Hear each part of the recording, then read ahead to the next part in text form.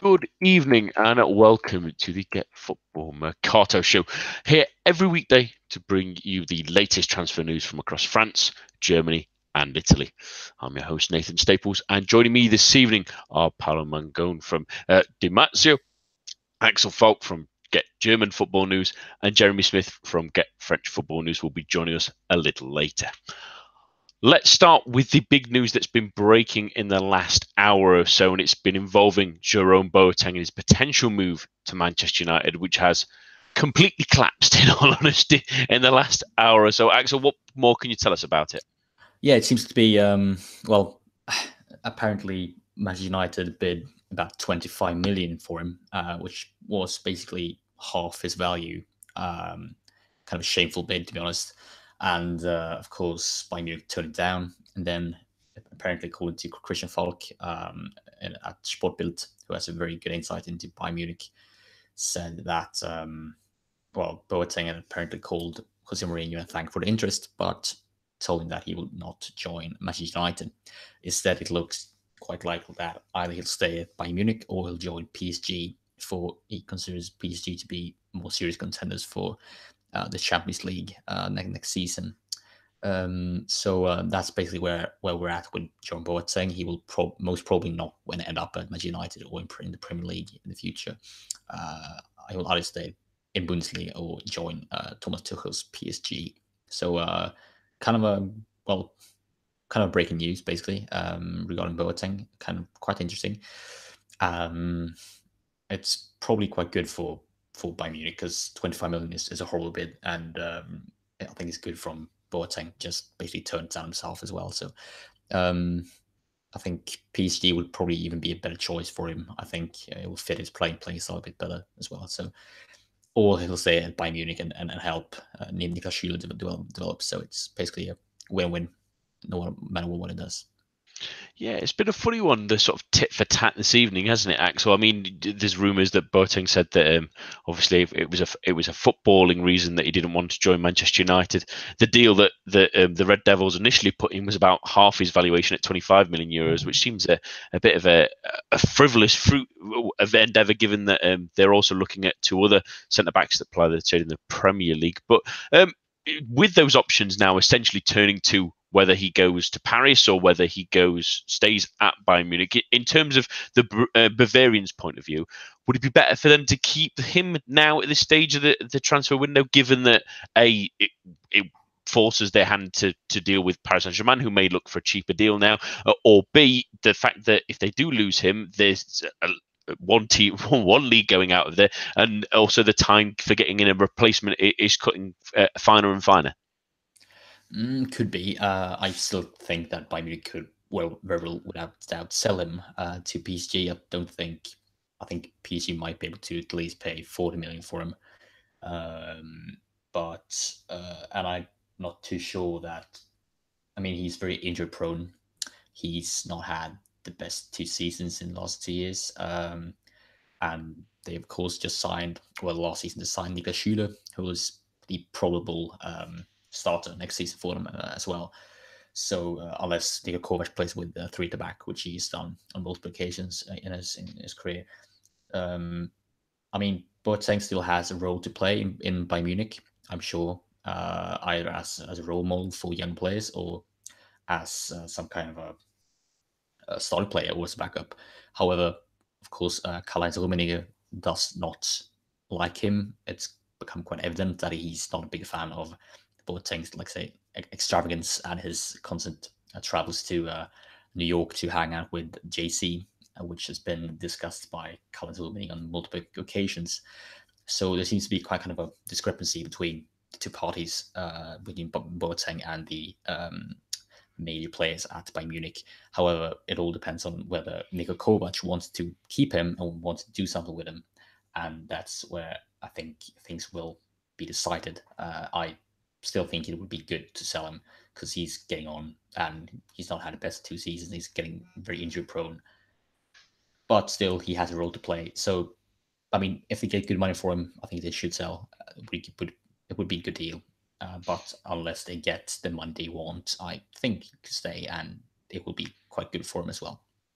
It might be nicer if they could have had a bit more of a battle with Manchester United staying in there, at least for the price reasons for Bayern Munich. But we'll wait and see if the move does end up happening with him joining League. On to things in Italy now with you, Paolo, and the one I wanted to leave on with this evening is the one involving another Premier League player in Tiemoue Bakayoko, obviously the former Monaco man, out of favour at Chelsea at the moment with Jorginho coming in and having a difficult season last campaign under Conte.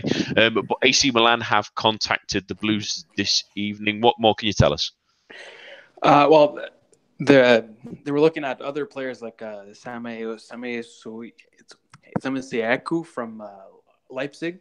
So they're going around and contacting different midfielders to see who can replace or substitute Frank Kessie in the midfield, because that's the only position that they're missing.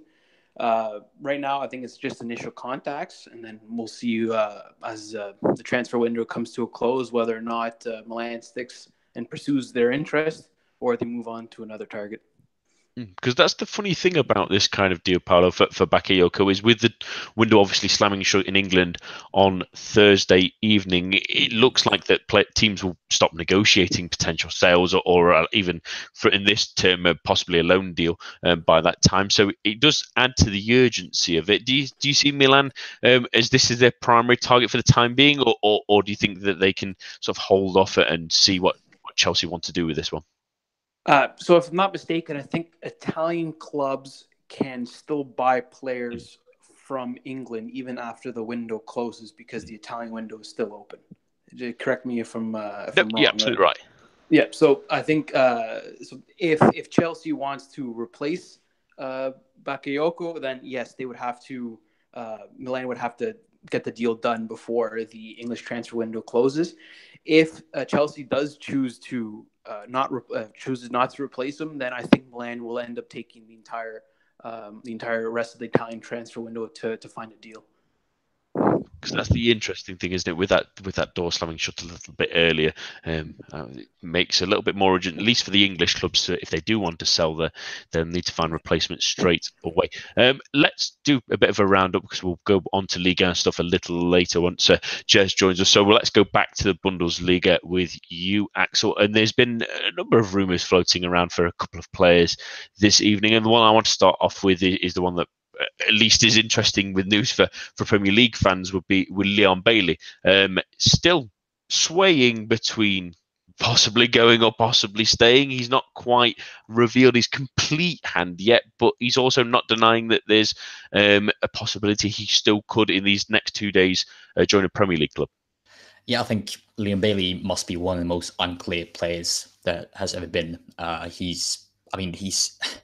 We never hear the full story from him. He always keeps things from journalists, and of course the whole deal with his nationality and which national team he'll play for is one of those things. But his transfer history is another thing. And during his time at Leverkusen, he's often teased people with different kind of pictures and quotes and comments. This is no different. I'm not too sure what he's trying to do. If it's actually trying to lure bids, or if it's trying to raise the bids for him, or whatever it is doing. But this, according to him, there seems to be concrete bids from a variety of clubs. I'm not too sure whether these clubs are actually English. Of course, Liverpool have been interested in him. Chelsea have been interested in him, I think, and Roma have also been quite interested in him as well. So there seems to be a variety of clubs that are interested in him, and he doesn't really specify which club it is or where they're from. Or the only thing he says is that he can't promise that he'll be at Leverkusen when the Premier League transfer window shuts, which of course insinuates that an English club is in for him. So I would suggest that it's Chelsea probably that's in for him, but that's just speculation. So that's basically it when it comes to Liam Bailey, and it's as per ESPN. He's talked to them about this, and he's as unclear as he always is. And you get that feeling, don't you, that it's one of those domino moves potentially. If it was someone like Chelsea, where maybe if a Hazard move or a Willian move sort of gains steam in the next 24 hours or so, that maybe they return to the Jamaican as the potential replacement. We'll wait and see. Another player that's getting a lot of rumours and is still a bit coy about his future, but maybe less for an extent, at least anyway, but for English clubs at least now. Ante Rebic has been muted as a move and a potential money spinner for Frankfurt all summer long. Is he any closer to the exit? He's also quite unclear, to be honest. He speaks about that there have been concrete interest in him and probably concrete contact as well with a few parties, but there's no information whether Frank would have accepted or whether Frank were even considering accepting, or whether Rebic himself was strong on them into accepting. There's still lots of unclarity in this situation, but I wouldn't be surprised if Rebic left Frankfurt for quite a hefty fee. I think Frankfurt will actually keep him unless they get quite a lot of money for him.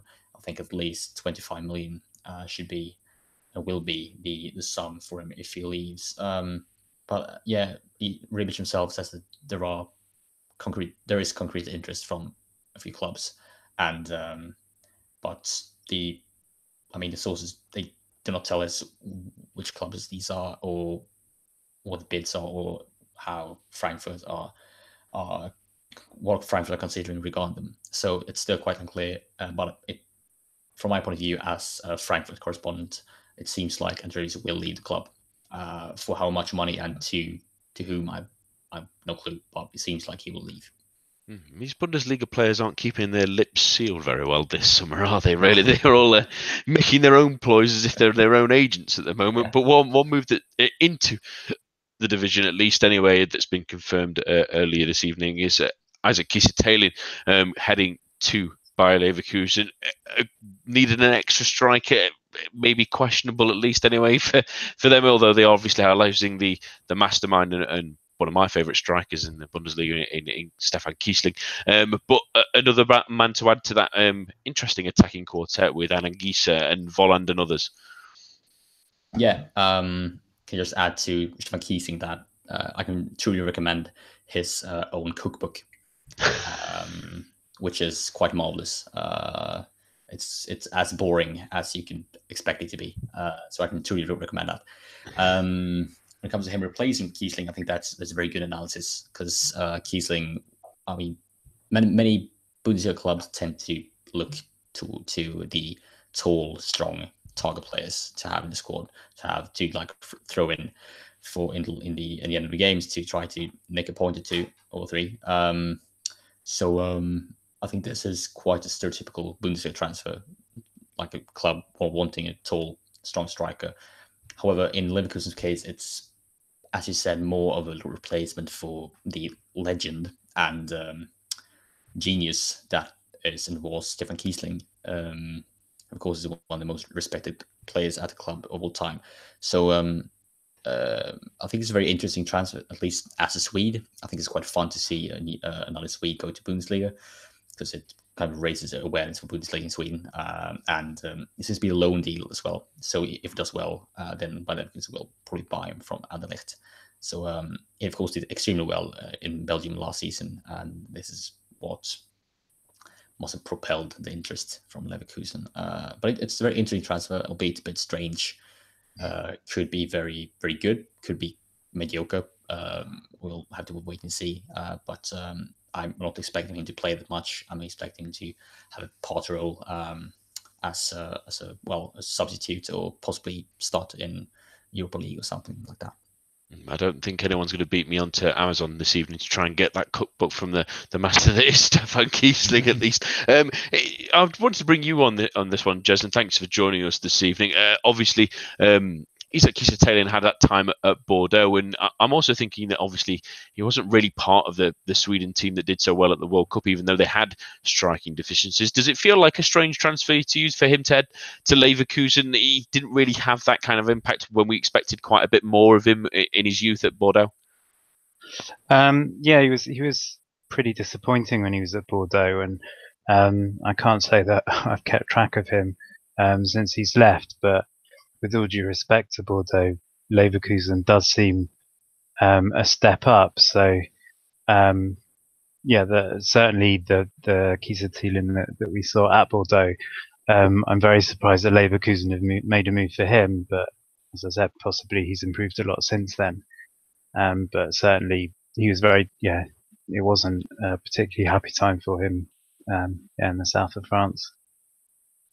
Yeah, absolutely. And it still boggles the mind as to why that deal's gone in. But you can always be surprised at these sort of deals. Let's go for the big deal in France this evening, at least, and get you involved, Jez. And the one we want to talk about, obviously, again, seems to involve English clubs, which seems to be the theme of this evening and maybe the next couple of nights, really, given that their window shuts very soon and we'll be shutting our doors during that time as well. And the one that sort of popped up from last night, out of the blue, really, more than anything, is Huddersfield Town looking to pillage Montpellier again, this time for Isaac Mbenza.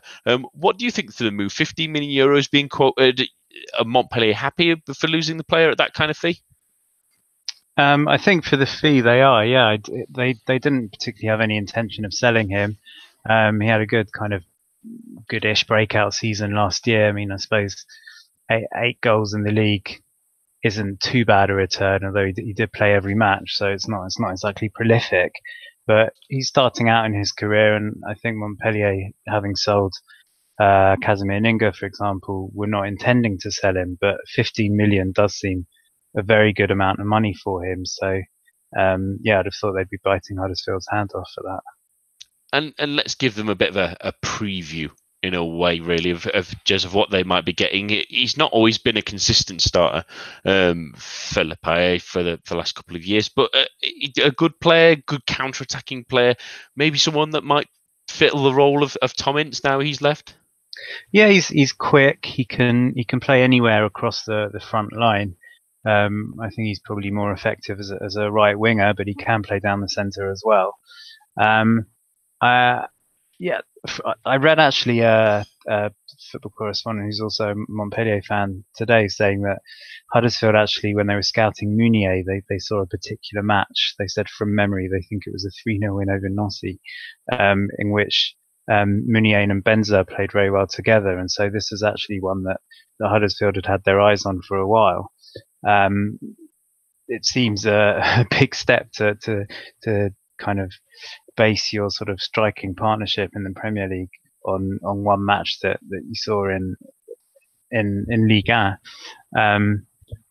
So 15 million, again, by Premier League standards, I suppose it's not a huge amount, but by French standards, for such a raw player, it really, from Montpellier's point of view, I think it seems like a great deal. Yeah, they must be snapping hands off to get that one through the door. Let's go back to Italy now with you, Paolo, and some deals that obviously seem to be completing. So there's a couple of deals still in the air as well. There's plenty seems to be going on. It's a hub of activity at Serie A at the moment. Let's go with a deal that has gone through, and an interesting one for Milan fans, at least anyway, in Kalinic heading to Atletico, of all places, where I'm pretty sure his antics at the World Cup won't be anticipated under Diego Simeone. They won't be as accepted. But is this a good move for Milan to get him off the books?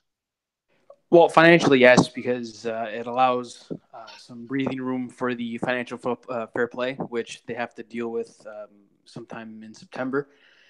But financially, yes, I thought Atletico Madrid could have lowballed even more because I'm assuming Milan was trying to recoup at least 20 million of the 25. So I personally thought it was a good deal for both sides. Time will tell if it would be a bargain for Atletico Madrid. I took some heat on Twitter for calling it a bargain from Atletico Madrid's point of view, because Simeone has a good track record with dealing and regenerating older strikers. Just look at Fernando Torres from last year. So I was kind of thrown off guard by the vitriol that I was receiving, calling it, saying that it was that Kalinic is no longer a good player. But it's only been a year. We'll see if he has the professionalism to turn it around. I hope he does for the sake of his career. But it'll be interesting to watch La Liga and Atletico Madrid this season. Yeah, it does feel like maybe a slightly stronger replacement for the departing Fernando Torres, at least anyway, as an option off the bench for them a little bit. There's been some confirmed deals tonight as well. Piacha Mirallas' deal, although Mirallas is currently in medical, it's almost official as well. But I want to go on to a bit more from a deal that we started talking about last night, and that's Keita Balde interesting into they're determined to get him through the door, and there was still the proposal for Candreva to be heading in the other direction, but they may be separate deals now, Pablo? Yes, so the last report from DeMarzo on this subject said that it could be separate deals because Candreva isn't totally convinced about going to Monaco, but Inter still wants Keita Balde, so they may look to do separate deals to ensure that each team gets the player that they want. It's an interesting one, and Jez, I'll bring you back into this one, obviously, because we've watched Balde for the last season after his great campaign at Lazio. It was a bit of a come down at Monaco. He's not quite hit the ground running, but would it be depending on obviously the amount that Inter end up trying to pay for the player, would it be a risk to let him go so soon? I think so. I mean, Monaco is well publicised that they've done some amazing deals and made amazing profits on pretty much everyone the last couple of years, but they don't stand to make any kind of profit on selling Balde for the amounts that are being talked about. And I thought, he was slightly unlucky with injuries, but as the season went on, he was looking more and more settled. And we've talked before about just how inexperienced this Monaco team is shaping up to be, and it's only really up front with potentially Falcao if he stays fit, and if he stays, Jovetic and Balde, who, even though he's still very young, he's got a hell of a lot more experience than most of the rest of the squad that Monaco will be playing with. So I'd see it as a real shame if they sold him, and unlike a lot of the others where it fits in with this whole project of selling for a big profit, if that's not what they're going to do here, then I don't really see, unless he's unhappy there and wants to return to Italy, I don't really see what's in it for Monaco. Yeah, it's just sort of out of the blue for them, at least anyway, with the season closing in. A final one in Italy tonight, and again it involves English interest because Napoli still talking for another goalkeeper with Murray obviously out for the time being, Paolo, and they've been contacting Arsenal potentially for David Ospina recently. Yeah, so the reports today stated that Napoli made contact with Arsenal last week. But they're only willing to do a loan with option to buy, but Arsenal are only intent on selling with a definite transfer. So they're still going to be Napoli their intent is to restart contact with Arsenal, and they'll try another push. And it's been interesting for Napoli in the last couple of weeks. We've mentioned that they've tried to round off their squad, and they are looking for another goalkeeper. Would Ospina feel like someone that I'm thinking he's got a relatively similar style to Pepe Reina, maybe a little bit closer to what they were looking for previously, at least anyway. Do you think the Colombian would fit the mold for them? Yes, I think Napoli is a team that requires a bit of an experienced goalkeeper. Right now, they don't have that experience. So I think they're looking for that experienced goalkeeper to come in and as a safety net, just in case Murad is not ready to come back in time, or he's struggling to find his form. And in my opinion, the result against Liverpool shows that Karnezis is not fit to be Napoli's starting goalkeeper. That's one we're watching interest, at least. And I suppose the positive for Napoli is that with two good goalkeepers already on Arsenal's book as well, with Leno coming in, that they don't really have to rush a deal for Arsenal to try and find a replacement. Let's go back to Liga and finish there tonight, because there's a lot of interest in French players from English clubs as well as deals domestically. Jez, with the window shutting, it seems like everyone's decided to run across the channel and try and get a deal done. And let's talk about Newcastle first. They remain in the hunt for Maolida, and they've also been linked with Nsoki, the Paris Saint-Germain defender, obviously, who did reasonably well at the weekend doing the Trophée des Champions as well.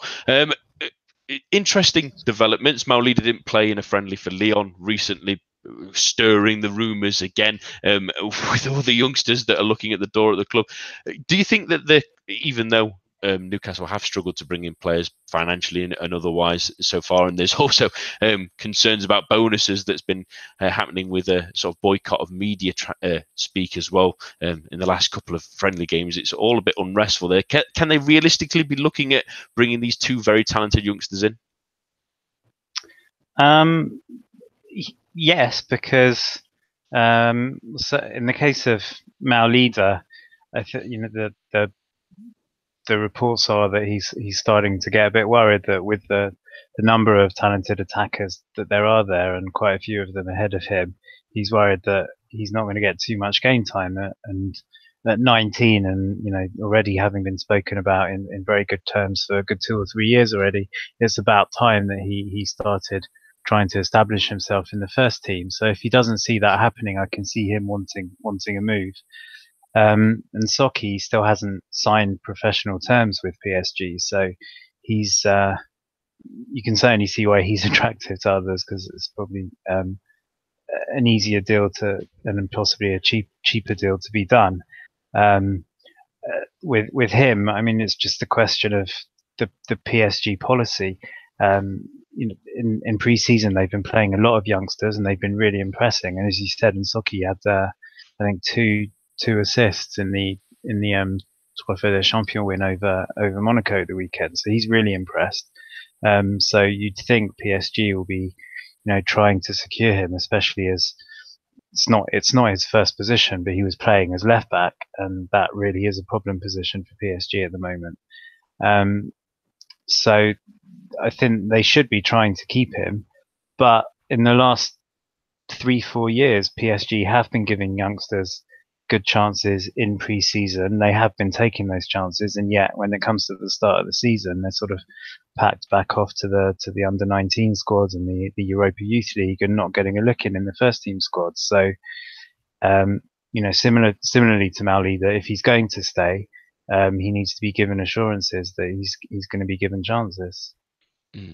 He's playing it cleverly, isn't it? I think compared to, he's probably seen the lack of opportunities for others and thought maybe best to hold fire just in case, because a place like Newcastle would present an opportunity for him to play more regular football, that's for certain. And Newcastle looking to do the right kind of moves really to grow as a football club too. Very exciting Frenchmen should they come in. On to a player who looks like he's not going to be moving to the Premier League. Maybe what somewhat surprisingly is Soumaoro of Lille has expressed his interest in staying with a northern French club instead of heading to Everton, who have plenty of other targets as well. Yerry Mina still one of those who's also interesting. Lyon, of course. What do you think to that, Jez? Do you think that it's the right move for Soumaoro to stay at Lille for at least the time being?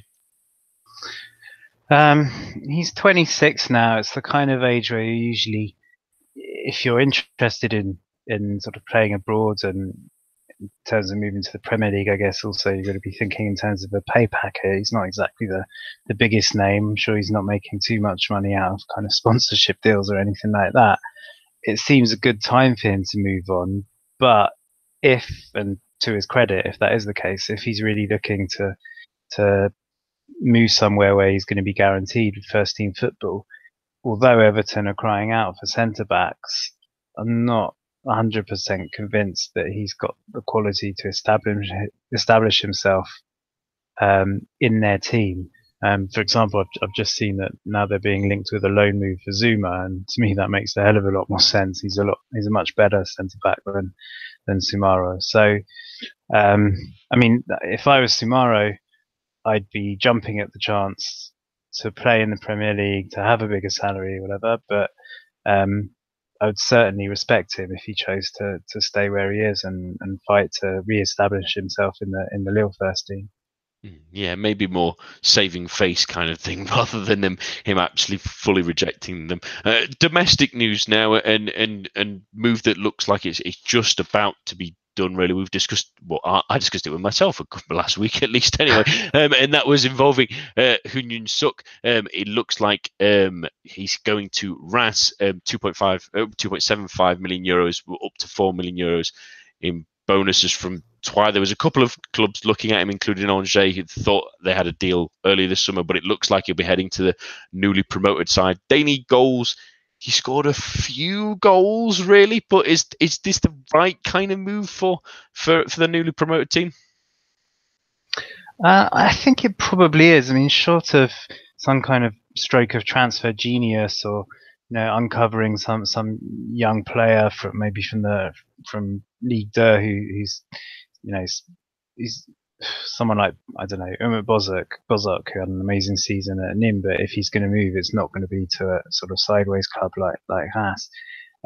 Short of some kind of brilliant deal like that, I think this is probably the best kind of level they can look for, and I think it really fits well with the squad that they've got this season. They're not very spectacular players, but it's a good solid squad of well experienced players who have played in Ligue 1 or top flight football before.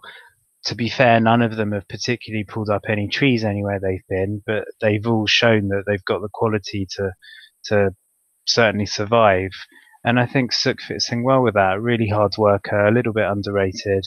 He did pop up with a few goals last year, assists as well, and I think he could fit very well into the Haas team ethic.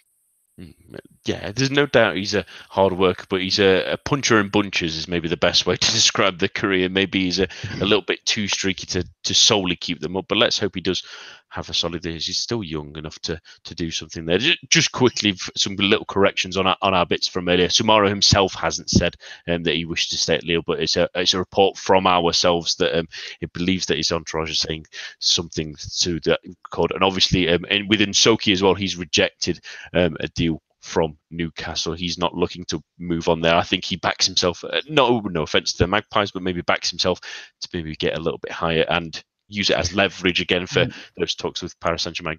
As things stand, he's only got Kurzawa in front of him, and to be fair, that's not much competition at the moment. So he really, possibly more than most other young players at PSG, really has a good chance to get into that first team.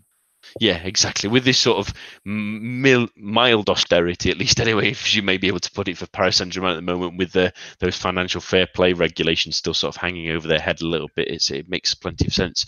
And obviously, Jez, for two quick deals that obviously have been completed, we did sort of discuss them on Sunday's preview of the Ligue 1 season, but the Waris deal and Boshilia loan deals have been confirmed to Nantes now. Two really solid signings that set them up to be European contenders.